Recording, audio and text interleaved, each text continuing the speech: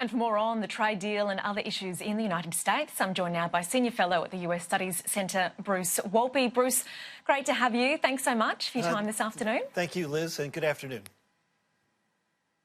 Let's start with this trade deal between the US and Mexico.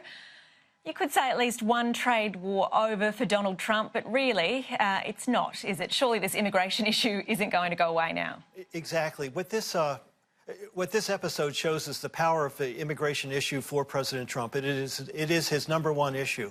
And before getting to where we are today, the government was shut down, troops were sent to the border, and a declaration of national emergency was made, all because the situation at the southern border is unstable, and there are just record numbers now of refugees seeking asylum in the United States. Trump has vowed to stop it. It has not been stopped. So he will keep searching for answers to this problem until the problem goes away or is significantly reduced.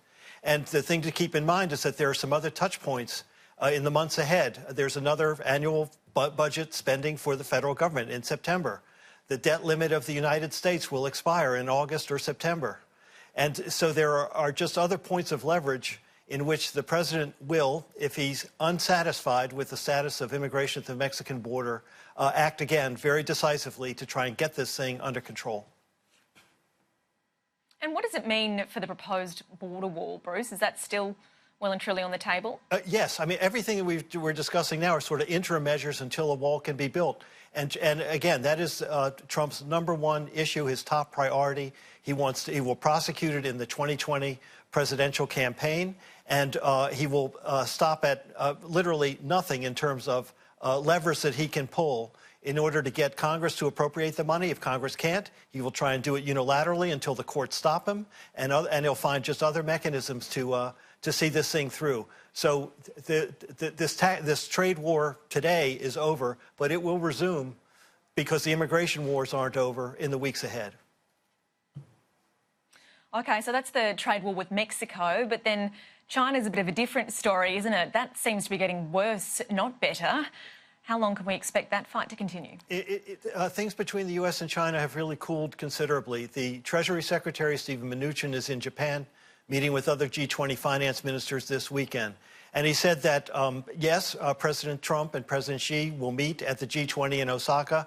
I'll come back to that, very important. But in the meantime, what China should do is just get back to what they were talking about earlier, retreat from the demands that they have made, and let's have an agreement. And if we can't have an agreement, we'll have a tariff war, and we will go down that road. So the atmospherics and the temperature are very cool. As far as the meeting in the G20 meeting in Osaka, where the two presidents will meet, that really looks now like a make-or-break opportunity. If that succeeds, terrific. If it fails, then I think we really are in for the long haul, which everyone has been worried about since the trade dispute started. Is it going to be a permanent fixture in China-U.S. relations, or is it going to get resolved and the two countries have a new solution for the future? Meanwhile, we've got this divide amongst the Democratic caucus when it comes to pursuing Trump's impeachment. Nancy Pelosi, or Nervous Nancy, as Trump calls her, is now saying she doesn't want to see him impeached. She wants to see him in prison. What's the latest here? Lock her up. The latest here is that there is tension inside the Democratic Party. There are a lot of members, a growing number of members, who believe that impeachment is really the only course to take, even with all the political risks associated with it. And more presidential candidates are also supporting impeachment. The remark that Pelosi made in a closed-door meeting, thank goodness for a free media that can report these things, that she doesn't want to see Trump impeached but in prison, is a president is not liable to the judicial process until he leaves office. That was really her message.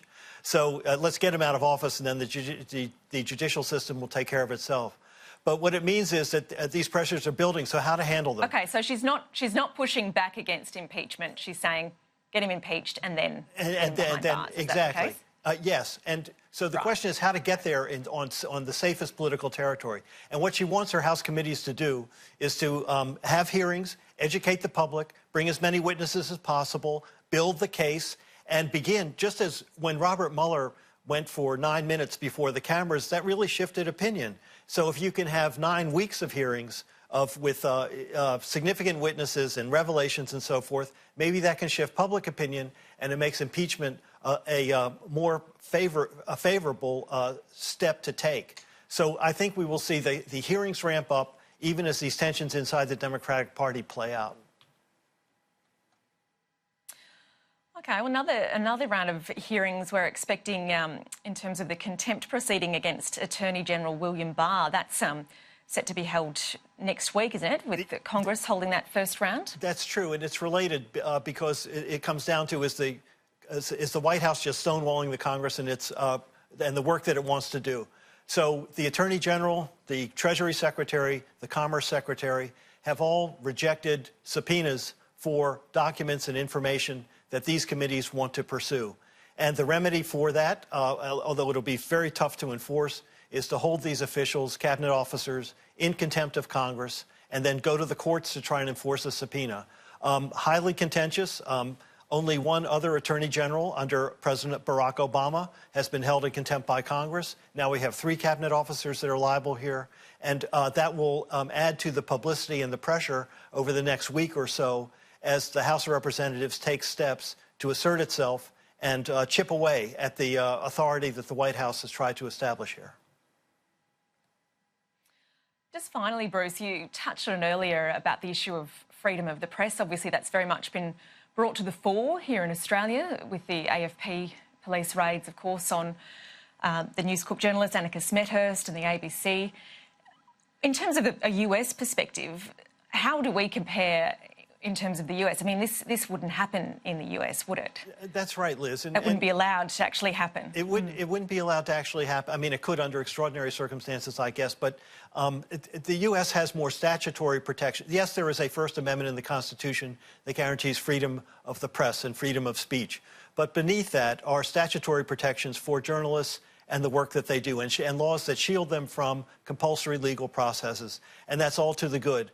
But, you know, reflecting on the events here over this week, and thinking about what happens in the United States, even with the most hostile reporting on President Trump and his administration and allegations of corruption and going into, and Bob Woodward digging into really serious national security issues and how President Trump has handled them, Trump does not order raids on the bureaus of the New York Times and the Washington Post. He does not send police into National Public Radio. And that is the real difference between the environments in which the media are operating in both countries.